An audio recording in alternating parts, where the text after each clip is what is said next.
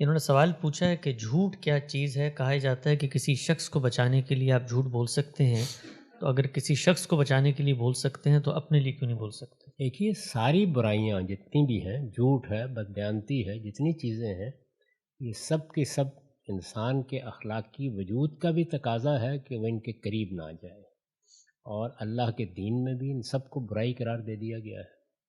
اللہ تعالیٰ نے قرآن مجید میں اس کو واضح کیا ہے، رسول اللہ صلی اللہ علیہ وسلم نے اپنے ارشادات میں اس کو واضح کیا ہے۔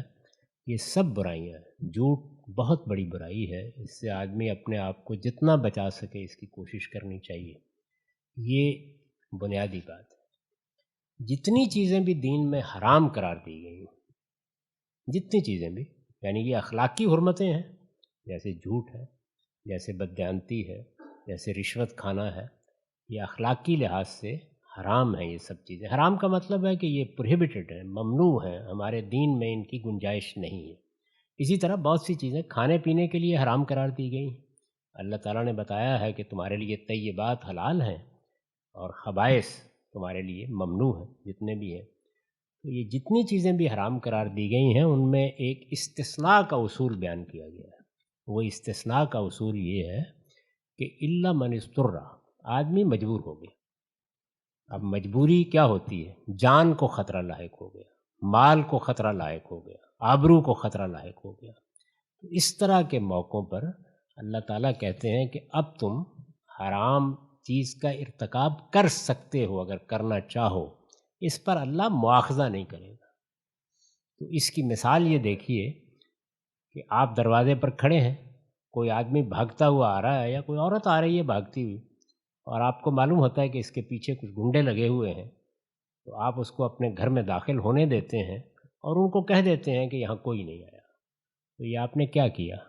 یہ جھوٹ تھا، لیکن یہ جھوٹ اب مواخذے میں نہیں رہا۔ اللہ اس پر مواخذہ نہیں کرے گا، بلکہ اگر اس موقع پر آپ سچ بولتے تو آپ غلط کرتے، کیونکہ اب اس عورت کی عزت یا اس مرد کی جان جو کچھ بھی خطرے میں تھی، اس کو بچانا زیادہ ضروری تھا۔ تو صحیح بات یہ ہے، تو رسول اللہ صلی اللہ علیہ وسلم نے اس کی اجازت دی ہے۔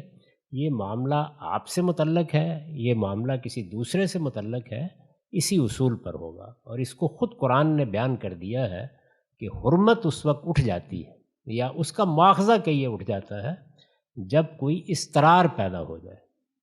اسی کو اصول بنا کر دیکھیے، قرآن نے بیان کیا کہ وہ لوگ جن کو خطرے میں مبتلا کر دیا گیا ہے مکے میں، اور وہ اپنے ایمان کا اظہار نہیں کر سکتے، وہ اگر جھوٹ کفر کا کلمہ کہہ دیں، یعنی دل سے مسلمان ہیں لیکن اپنی جان بچانے کے لیے یا اذیت سے بچنے کے لیے جو پرسیکیوشن ہو رہی تھی، وہ اگر ایسی بات کر دیں تو اللہ اس پر مواخذہ نہیں کرے گا۔ الا من اکرہ وقلبہ مطمئن بالایمان، یعنی دل ایمان پر مطمئن ہے لیکن مجبور کر دیے گئے، تو ان کو اجازت دی گئی۔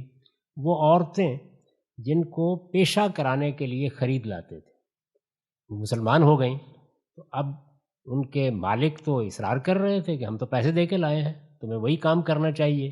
تو اس میں بھی دیکھیے یہی فرمایا کہ اگر وہ دل سے پاک دامنی چاہتی ہیں، یعنی ان اردنا تحسناً، دل سے پاک دامنی کی خواہش رکھتی ہیں، تو اللہ بدکاری جیسے جرم پر بھی ان کا مواخذہ نہیں کرے گا۔